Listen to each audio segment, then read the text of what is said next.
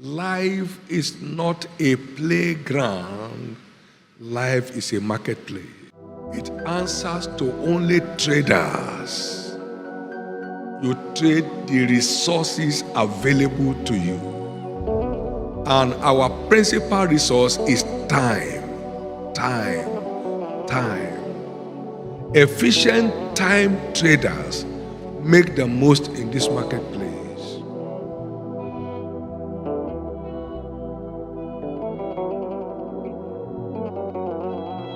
The dictionary meaning of a playboy is a man that's chiefly dedicated to pleasure. Dedicated to pleasure. But the Bible says, he that loves pleasure shall be a poor man. Proverbs 21 verse 17.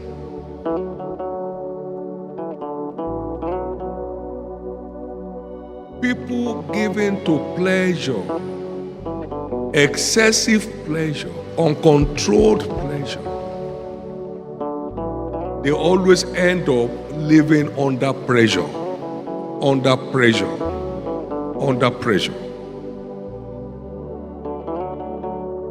Too much of downtime in a man's life will always result in a downfall.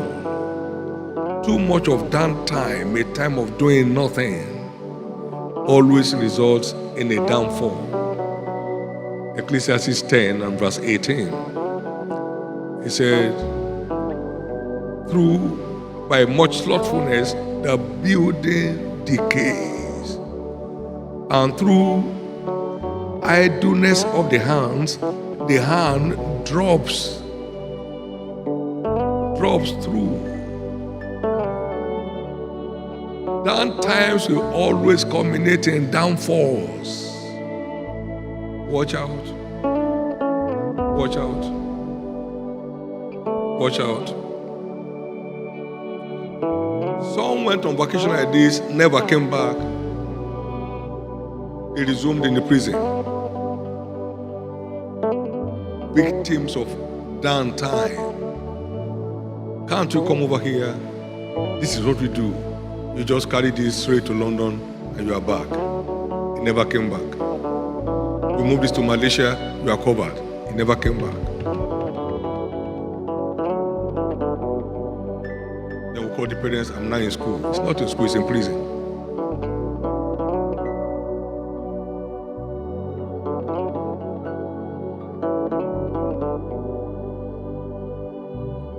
And this keeps going, particularly now, that there are too many things to get you unproductively occupied.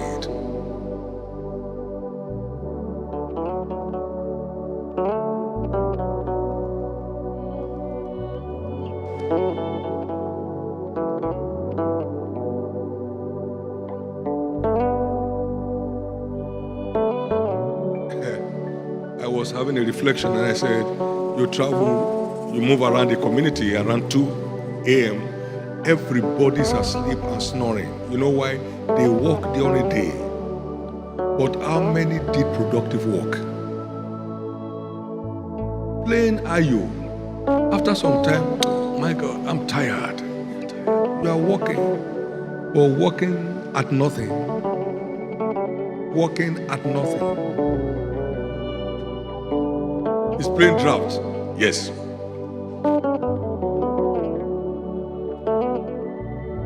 Wait a minute.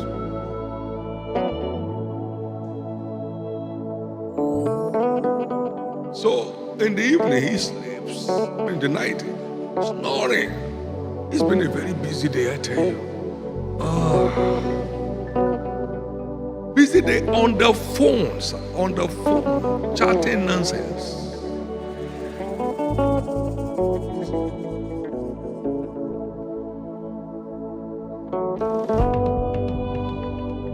I've traveled this way before, so you can't harass me. There's no old man who was not once young. You don't get young after you are old. Time wasters are losers in the race of life. All time wasters are losers. If you check that same episode in Luke 19, verse 12 to 13, occupy till I come, and he gave each of them a pan each.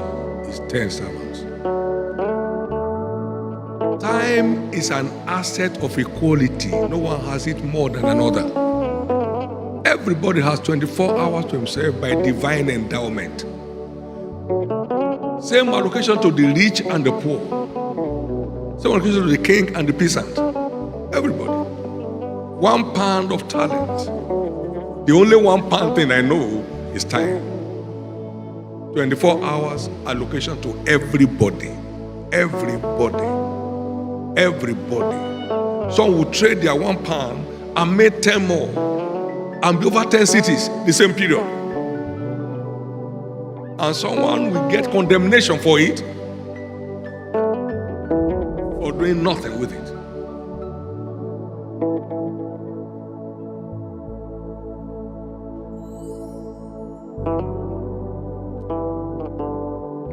We must be aware to make the most of our time because the days are evil. Because the devil knows is your greatest asset in the adventure of life. So he steals more of your time than your materials.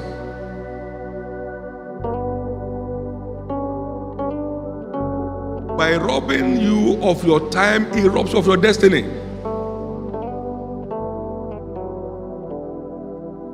I used to know a school headmaster. Suddenly we heard that he was going to the law school.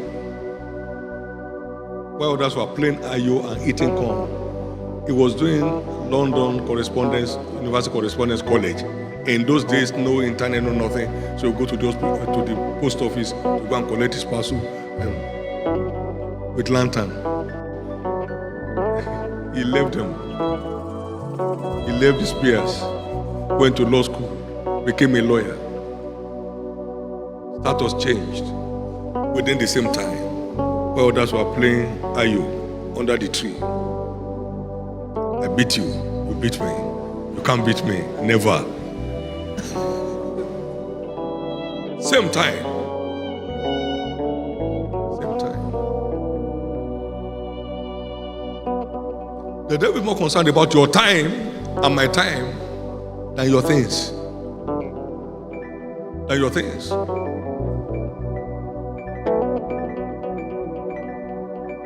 In the days when teenagers are authors, my God,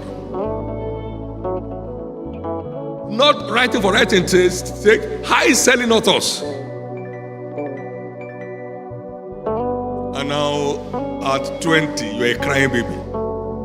Mommy, can I eat? I don't like to eat egg.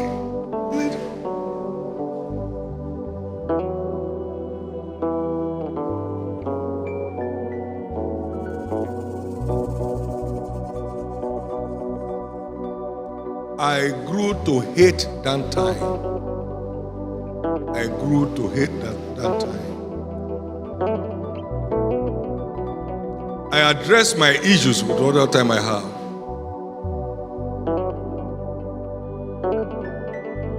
I taught myself to speak by knowing that I needed to learn communication.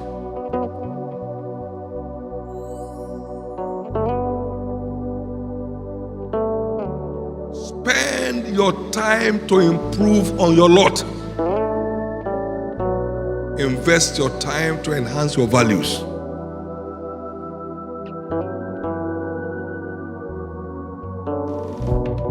Non-productive engagement makes one vulnerable to demonic assaults.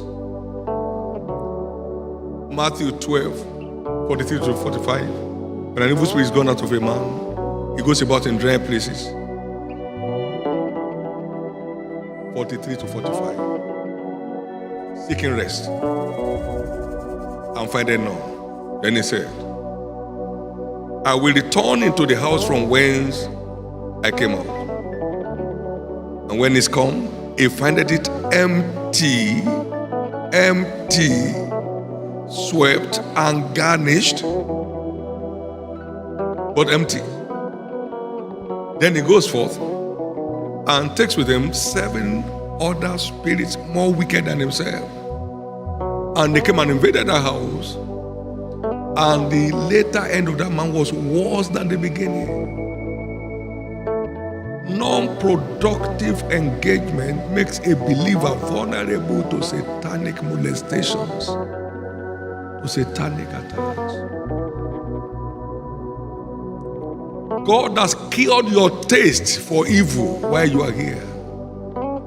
If you go empty, the evil will come back in multiplied form. Watch it. Watch it. As commonly said, nature abhors vacuum. One is either occupied doing the right thing or becomes a victim of doing the wrong that wrecks destiny. You are either occupied doing the right things or you become a victim of doing the wrong which wrecks destiny. It was Billy Graham said, some temptations come to all men, but all temptations come to the idle. All. Stealing, smoking, lying, all. Just be idle. All. Do nothing. Do nothing productive. All.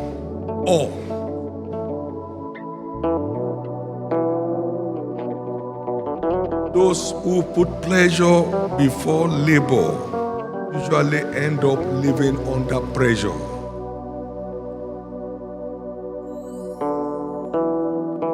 The wise man said, prepare thy work in the field. Proverbs 24 verse 27. And make it fit for thyself. And afterwards, build thy house.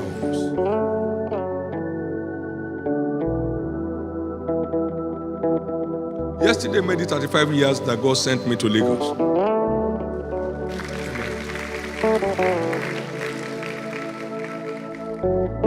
Our mission could not afford 45,000 per annum for a house. No, we shouldn't try that. That would be catastrophe. That's out of budget. Out of budget. But today, huge estates across the nations. Same system, same organization. Afterwards, build thy house. Work first. Pleasure later. If you put pleasure first, you're under pressure. You will rent a house beyond you and can't find sleep. You buy a car you cannot maintain, so you get grounded eventually. Life.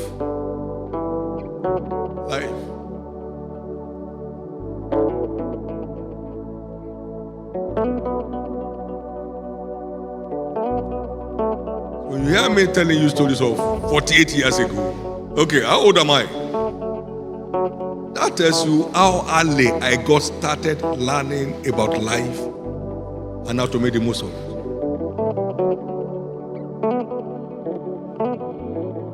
I will soon be 70. I have no regret for any aspect of my life.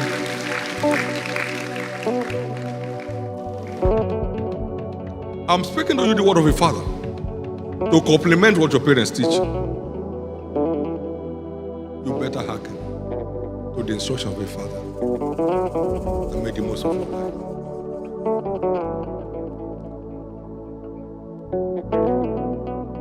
We grew up to as boys. The playboys of our time, they are off the radar. Off the radar. Can't trace them. Does that mean they are dead? No, no, no. They're just off.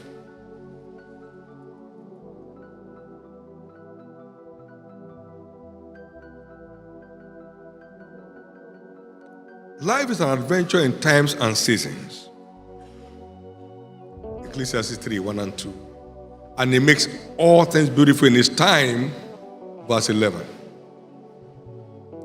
This is the planting season of your life as youths.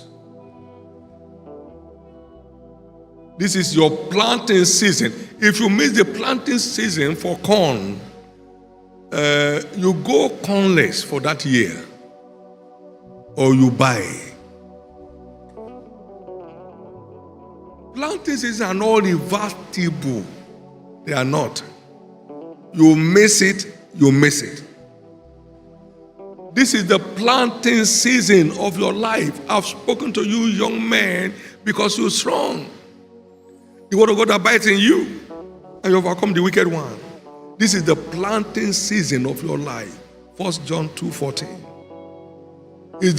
You better recognize the planting season of your life. Don't allow weeds to grow. They will choke your tender grape and make such victims miserable.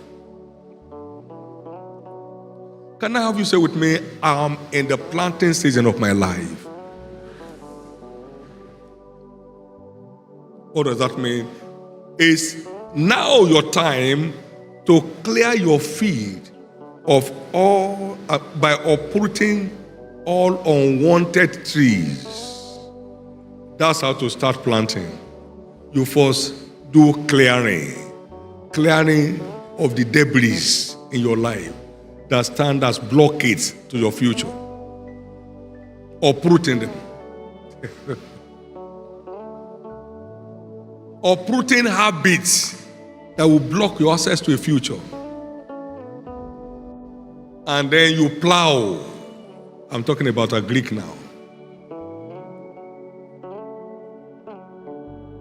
You break up the ground. You break up the fallow ground. And then you arrow. Turn it around. And then you reach. Ready for planting.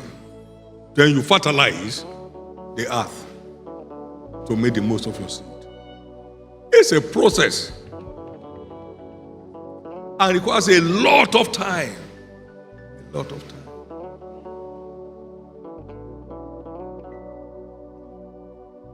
A son that sleeps in harvest is one that brings his father shame. Therefore awake, thou that sleepest, and arise from the dead, and Christ shall give thee light. Proverbs 10, 4 and 5. Awake. I found something at 16 from Lamentation 3:27 that it is good for a young man to bear his yoke in his youth. It got hold of me, and I went under a little shrub behind the hostel of our secondary school and knelt down and said, Jesus, whatever yoke I need to bear when I'm old, let me bear it now. I don't want to be carrying luggage at old age. Later I came to understand what that yoke actually means. It's not suffering, no. Responsibility. Take responsibility early or you end up in liability later. Take responsibility early or you end up in liability later. Take responsibility early or you end up in liability later. Take responsibility now or you end up in liability later. You mustn't end your life with a die known. That's why you are knowing now.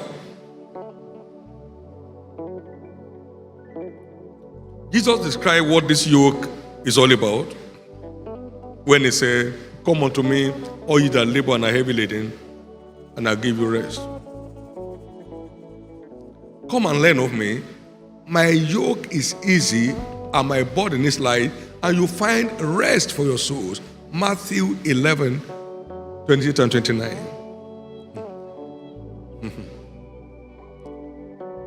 Take my yoke upon you and learn. Don't wait to learn by experience. Learn by exploration of knowledge. Don't wait to learn how to avoid accident. By experience, you may not survive it. Learn it by knowledge. It's safer, it's secure. So it is the yoke of learning or the responsibility of learning what it takes to make the most of one's life. I say humorously here, the yoke of learning is lighter than the yoke of suffering.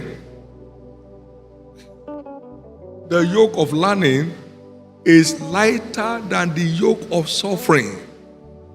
Don't learn by suffering, learn by learning. The burden of learning is lighter than the burden of failure.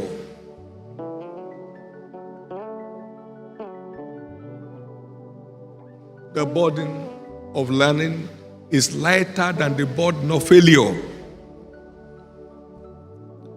The yoke of learning is far more dignifying than the horror of poverty.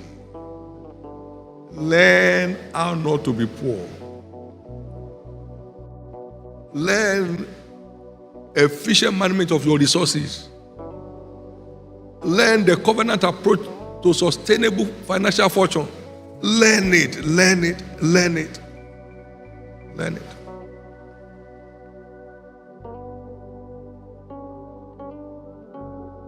By the grace of God, I have a walk-through library in my home. It's a whole place. About 4 rows. You'll find books there of 1 naira 35 kobo. I will tell you when.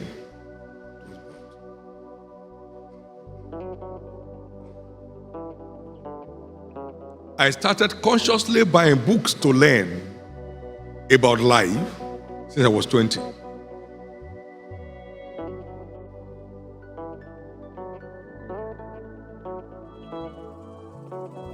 Nothing of value is ever free. Wake up. You have a vision, well done. If you don't learn how to pursue your vision, it will become a delusion. You don't see the light of day. Learn. Learn.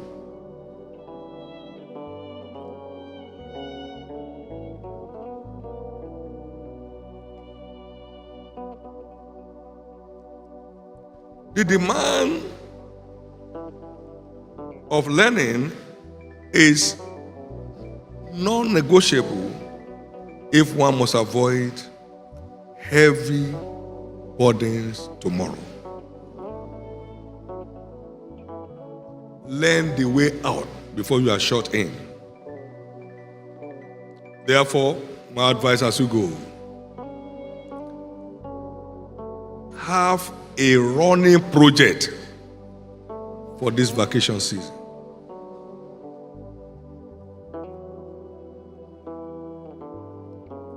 Build strength in the areas of weaknesses in your academic pursuit.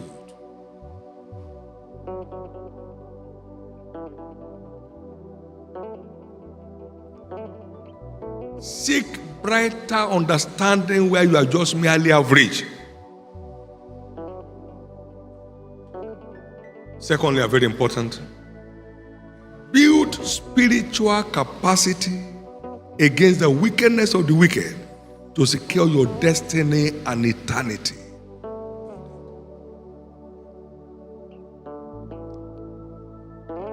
I had some guests in the course of the week, and they came in from the US. The husband slept one night and saw some fellow knocking his knees. Couldn't walk again. Has been on wheelchair for 3 years. Build spiritual capacity against the wickedness of the wicked to secure your destiny and eternity. Build it. A jolly, great home can just be intruded by a stranger, and immediately the spouse has demons. A stranger has crept in because there is no strength to resist him.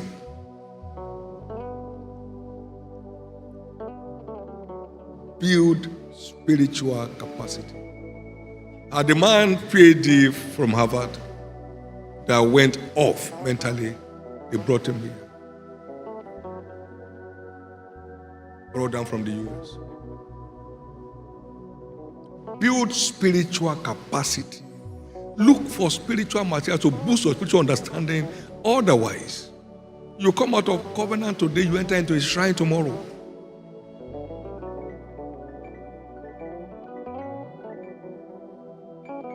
Come out of covenant today, and tomorrow you are in a cult. For lack of spiritual capacity. If you faint in the day of battle, it's because your strength is small. Proverbs 24 verse 10.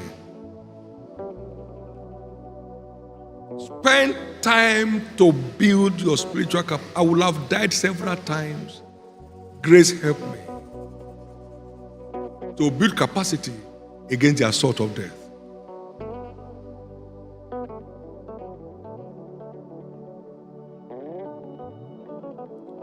You read that in my biographies, the several attempts of death on my life, and how light from heaven bailed me out. Don't toy with your spiritual life. To be spiritually minded is life and peace. Be carnally minded is death. Remember, as I close, what you do with your time today will determine where you find yourself tomorrow. I rest my case. What you do with your time today will determine where you find yourself tomorrow. Stand to your feet.